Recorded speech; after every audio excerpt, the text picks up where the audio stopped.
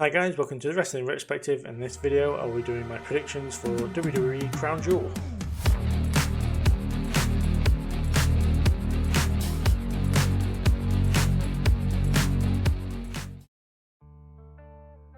So starting off for the first time in God knows how long, we have a kickoff show match, of which we have Sami Zayn taking on McDonell, and I don't think there's an easier match to predict on the card, as Sami Zayn is 100% going to get the win here. It may as well be in Canada. That's how confident I am that Sami Zayn is not only going to get the win, but is going to get a huge pop from the crowd. Obviously he was obviously very popular when they came over here last time round at Night of Champions, and yeah, I cannot see him losing under any circumstance here, as he will be so over Rhea Ripley. Following that, we have Cody Rhodes taking on Damian Priest. For me, I have Cody Rhodes to get the win here. I feel like though he has a bum knee and they targeted it a lot on Monday night, it makes sense for Cody Rhodes to overcome the odds and for America, Saudi Arabia, get the win over Damian Priest. Though it would make way more sense for Priest to be getting the win here, to make him more legitimate as someone who can possibly cash in later on in the night or at any point. It would make more sense for Priest to get a win. I just can't see Cody Rhodes losing just because of how many heel wins are going to be on the show that I'll talk about later on. It makes sense for like John Cena, Sami Zayn and Cody Rhodes to all get the wins here as a babyface victories, so the crowd can pop and be happy and smile and stuff. Following that, we have Rey Mysterio defending the United States Championship against Logan Paul, and as much as this agonizes me to say, I think Logan Paul is going to win and become the new United States Champion. I can't believe I'm saying that, but as long as he uses it to elevate the championship through social media and all this other stuff, and he's around WWE a lot more, he's done his boxing stuff, and he can be in WWE more regularly with the United States Championship, because my god, we do not need another part-time champion, especially on SmackDown, which is king of the fucking part-times. Because if you think about it, Judgment Day are tag champs, but they're technically a Raw tag team. You've then got Roman Reigns, who's never around. You have Logan Paul, who will never be around. Io Sky is literally just going to be the only champion of SmackDown. It's going to be very funny, but that's it. As long as he uses the title to elevate the championship itself and wrestling in general, I will be very happy with the run he has. And the second reason, I hate Rey Mysterio, and people can hate me for hating Rey Mysterio. I know there's one person out there that doesn't like the fact I don't like Rey Mysterio, Ashley, but I have 100% got Logan Paul to win, because I'd rather he be world champion than bloody Rey Mysterio, because I hate him so much.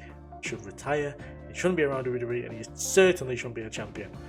Therefore, Logan Paul is my pick to become the new United States Champion.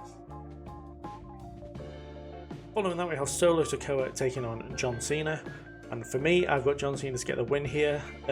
You would usually have gone for Solo Sikoa, but because they made, through promos and stuff, they made such a big deal of John Cena not having a singles win since like 2018. Then they said it's been 2002 days since he had a singles win. He's 100% in my book winning here, and then maybe they'll have a return match at WrestleMania or at the Royal Rumble where Solo can get his win back. But yeah, just it's literally based on the fact that they're making such a big deal out of how John Cena hasn't won a singles match in so long. It just makes sense for him to do it here on pay-per-view. The Saudi fans will love it because it's John Cena. Why would you not love John Cena?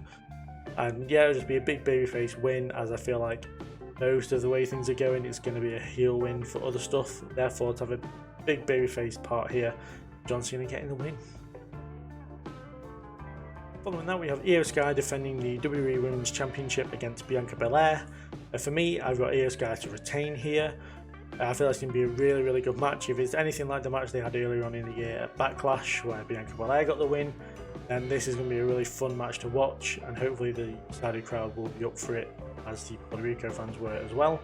But I feel like if they're going to have 3 matches for this feud, then obviously Bianca won and retained Backlash, Io wins and retains here, and then they can have a rubber match, maybe at Survivor Series. But it wouldn't surprise me if they were in War Games together. But For me, I can't see Io losing the title quite yet, and Bianca Belair has only just come back, and I really want her to turn heel. Therefore, if she were to lose here and kind of get more and more frustrated after losing, it would make she'd then turn heel, and maybe she can connect with Bobby Lashley and the Street Profits, as I feel like that would be the best way for her to go. Following that, we have Rhea Ripley defending the Women's World Championship against Nia Jax, Shayna Baszler, Zoe Stark and Raquel Rodriguez. This is going to be a really fun match, hopefully, pretty action packed. Yeah, I can't see there being a boring moment in this one, and though it does seem to be heavily against her, I have Rhea Ripley to successfully retain here, because I can't see anybody other than Shayna Baszler. I can't see anyone else in the match getting the win here. I would hate WWE for a long time if they put the world title on Nia Jax to follow Rhea Ripley.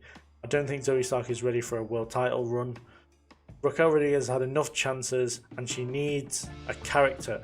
Being a happy, smiley woman with a big back is not a gimmick. It's so annoying. And Shayna Baszler is a legit killer, but I do not think she's ready yet to be a world champion. She will be, and she will be a great women's champion when she gets around to it, but she needs building up more. In my opinion, you know, she's relying a lot on that Ronda Rousey win, and she needs to kind of get more wins so it legitimizes her as a champion. But yeah, which then leaves Rhea Ripley, and I think Rhea Ripley's so hot at the minute, literally and figuratively. That it makes more sense for her to be the world champion. We have the Premium Live event in Australia coming up. I can't see her not going into that as women's world champion.